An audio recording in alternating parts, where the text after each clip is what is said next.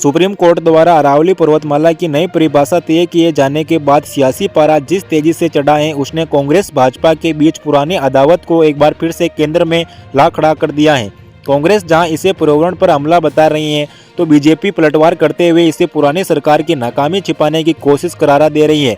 इस टकराव के बीच केंद्रीय पर्यावरण मंत्री भूपेंद्र यादव का एक बयान राजनीतिक गलियारों में भूचाल ले आया, जिसने उन्होंने सीधे सीधे पूर्व मुख्यमंत्री अशोक गहलोत पर निशाना साधते हुए अरावली को 3 बड़े झूठ गिना दिए। अरावली पर्वतमाला केवल भूगोल का विषय नहीं रहा बल्कि ये राजस्थान की राजनीति में एक बड़ा प्रतीक बन चुका है। एक तरफ पर्यावरण संरक्षण की दुहाई तो दूसरी तरफ विकास और खनन से जुड़े हित। सुप्रीम कोर्ट के हालिया फैसले के बाद कांग्रेस ने भाजपा पर आरोप लगाया कि नई परिभाषा के जरिए अरावली को कमजोर किया जा रहा है ताकि माइनिंग की खुली छूट मिल सके, लेकिन इस आरोप के जवाब में केंद्रीय मंत्री भूपेंद्र यादव ने ऐसा हमला बोला जिसने पूरी बहस को दिशा दे दी। एक निजी न्यूज चैनल को दिए इंटरव्यू में भूपेंद्र यादव ने बिना लगा लपेटे के कहा कि अरावली में सबसे अधिक माइनिंग अशोक गहलोत ने शासनकाल में हुई, सरकार ने सबसे ज्यादा खनन को अनुमति दी।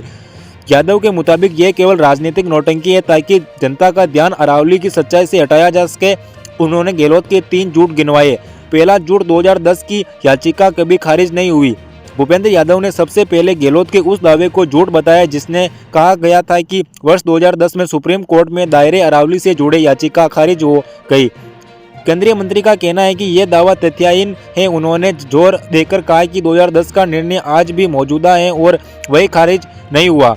भूपेंद्र यादव ने सबसे पहले गहलोत के उस दाव को झूठा बताया जिसमें कहा गया था कि 2010 में सुप्रीम कोर्ट के दायरे में अरावली से जुड़ी याचिका खारिज हो गई थी।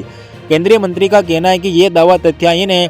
उन्होंने जोर देकर कहा कि 2010 का निर्णय आज भी मौजूद है और वह कभी खारिज नहीं हुआ है। यादव के मुताबिक जानबूझकर इस मुद्दे पर भ्रम फैला रहे हैं ताकि वर्तमान फैसले को गलत ठहराया जा सके। और दूसरा झूठ, माइनिंग की सबसे ज्यादा अनुमति किसने दी। दूसरे झूठ के रूप में यादव ने सीधे गहलोत पर कार्यकाल पर उंगली उठाई। उन्होंने कहा कि अरावली क्षेत्र में सबसे ज्यादा माइनिंग की मंजूरी गहलोत सरकार ने दी थी।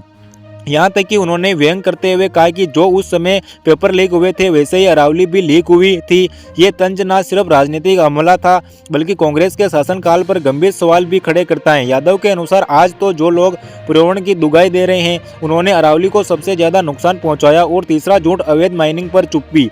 भूपेंद्र यादव ने तीसरा आरोप लगाते हुए कहा कि गहलोत के कार्यकाल में हुए अवैध माइनिंग को भी चिन्हित किया गया है। उन्होंने उसके प्रमाण सार्वजनिक हैं और उनका कहना है कि जब जब अवैध माइनिंग पर सख्ती हो रही है, रोक लगाई जा रही है तो स्वाभाविक है कि सबसे ज्यादा परेशानी उन्हीं लोगों को हो रही है जिनके दौर में यह सब हुआ। यादव के मुताबिक यही वजह है कि कांग्रेस उस मुद्दे पर सबसे ज्यादा बेचैन नजर आ रही है। केंद्रीय मंत्री के तीखे आरोप के बाद अशोक गहलोत भी चुप नहीं बैठे। उन्होंने भूपेंद्र यादव के बयान को जनता को गुमराह करने वाला बताया। गहलोत ने कहा कि ये दावा करने के अरावली माइनिंग के केवल 0.19% क्षेत्र ही प्रभावित होगा अपने आप में भ्रम पैदा करने वाला है। उनके मुताबिक यह आंकड़ा वास्तविक खतरे को कम करने दिखाने की कोशिश है। गहलोत ने पलटवार करते हुए एक और बड़ा मुद्दा उठाया। उन्होंने आरोप लगाया कि 21 वर्ष से काम कर रही केंद्रीय एम्पवार्ड कमेटी को समाप्त कर दिया गया, जबकि ये समिति सीधे सुप्रीम कोर्ट को रिपोर्ट करती है और बेहद शक्तिशाली थी। इसकी जगह जो नई समिति बनाई गई उसको मनोनयन और रिपोर्टिंग दोनों केंद्र सरकार के अधीन है। गहलोत का कहना है कि ये वजह है कि जनता का भरोसा डगमगा रहा है और पर्यावरण संरक्षण को लेकर गंभीर आकांक्षा पैदा हो रही है। अपने बयान के अंत में अशोक गहलोत ने चेतावनी भरे लहजे में कहा कि अगर अरावली के साथ खिलवाड़ हुई तो जनता इसे कभी माफ नहीं करेगी। उन्होंने भाजपा पर आरोप लगाया कि वो सुप्रीम कोर्ट के फैसले की आड़ में कॉरपोरेट हित को साधने की कोशिश कर रही है।